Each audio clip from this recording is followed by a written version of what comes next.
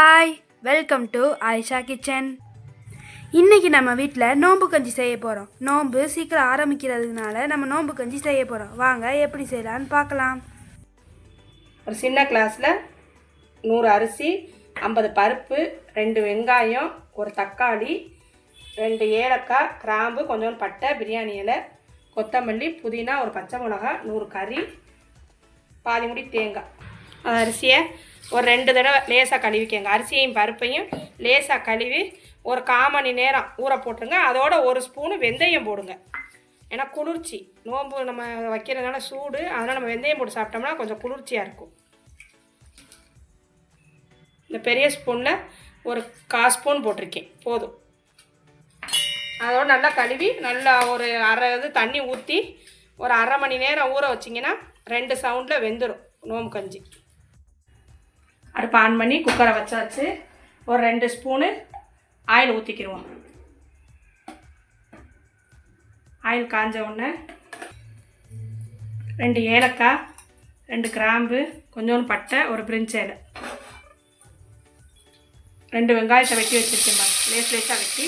அதையும் கொஞ்சோண்டு கருவேப்பிலை லேசாக வேகட்டும், ரொம்ப எல்லாம் தேவையில்லை. வெங்காயம் வெந்துருச்சு.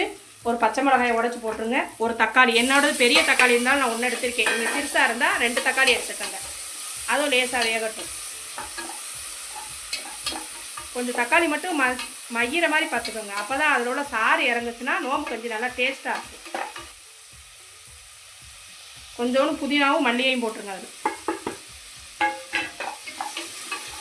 அதோட ஒரு 100 கொத்துக்கறி, நான் 100 கொத்துக்கறி வாங்கி வச்சுருக்கேன், கழுவி அதையும் போட்டுருங்க.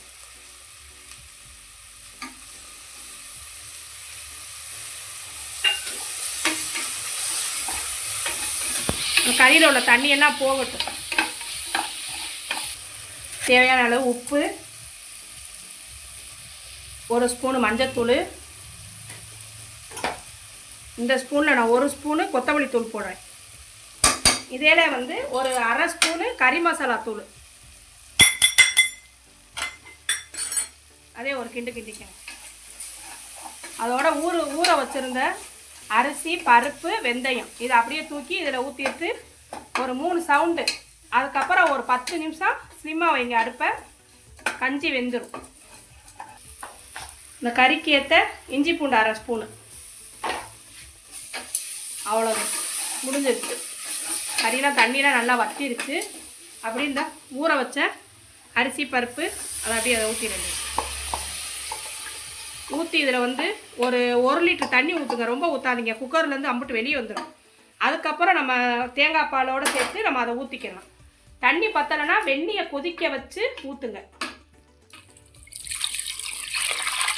போதும். இதிலே வேகட்டும். ஒரு 3 சவுண்டு வச்சுட்டு 10 நிமிஷம் ஸ்லிம்மாக வைங்க அடுப்பை. குக்கரில் சவுண்டு போயிடுச்சு. இந்த பாருங்கள், இந்த மேலாப்பில் இருக்கிற பச்சை மிளகாயை கீழே எடுத்து போட்டுருங்க. ஏன்னா கிண்டுனோம்னா ரொம்ப உரைக்கும். அவ்வளோதான், பாதி மிளகா தானே, வெந்துருச்சு பாருங்க. அவ்வளோதான். இதோட அடுப்பை ஆன் பண்ணி நம்ம எடுத்து வச்சுருந்த பாருங்கள் பாதி முடி தேங்காய், அந்த பாலை அதில் ஊற்றுங்க. அப்படியும் தண்ணி பத்தலை, கஞ்சி கெட்டியாக இருக்குதுன்னா வெந்நியை வச்சு ஊற்றிக்கங்க. பச்சை தண்ணி ஊற்றிடாதீங்க, கஞ்சி நல்லா இருக்காது. உங்கள் தேவைக்கு ஏற்ற மாதிரி உப்பு பார்த்துக்கோங்க. ஏன்னா மிளகாத்தூள்லாம் போடல, வெறும் வந்து பச்சை மிளகா மட்டும்தான் உரப்பு, அது போதும். ஏன்னா கறி மசாலாவிலாம் உரப்பு இருக்கும். இது குழக்குழன்னு தான் இருக்குது. நான் ஒரு அரை சம்பு தண்ணி ஊற்றி அடுப்பில் பானையில் வச்சுருக்கேன் இது கலக்கிறதுக்கு. எனக்கு வெந்நி கொதிச்சிருச்சு. இதில் அப்படியே ஊற்றிக்கங்க. ஏன்னா உங்களுக்கு திக்காக குடிக்கணுன்னா நீங்கள் வச்சுக்கோங்க. ஏன்னா எங்களுக்கெல்லாம் தண்ணியாக இருந்தால் தான் அந்த கஞ்சி வந்து பிடிக்கும். ஆனால் கஞ்சி உப்பு அதே மாதிரி உங்களுக்கு தேவைக்கு ஏற்ற மாதிரி உப்பு போட்டுக்கோங்க. நோம்புக்கு ஒரு தடவை செஞ்சு பாருங்கள், எங்களை மாதிரி கஞ்சி சூப்பராக இருக்கும். பிடிச்சிருந்தா லைக் பண்ணுங்கள், சப்ஸ்கிரைப் பண்ணுங்கள், மறக்காமல் சப்ஸ்கிரைப் பண்ணிடுங்க.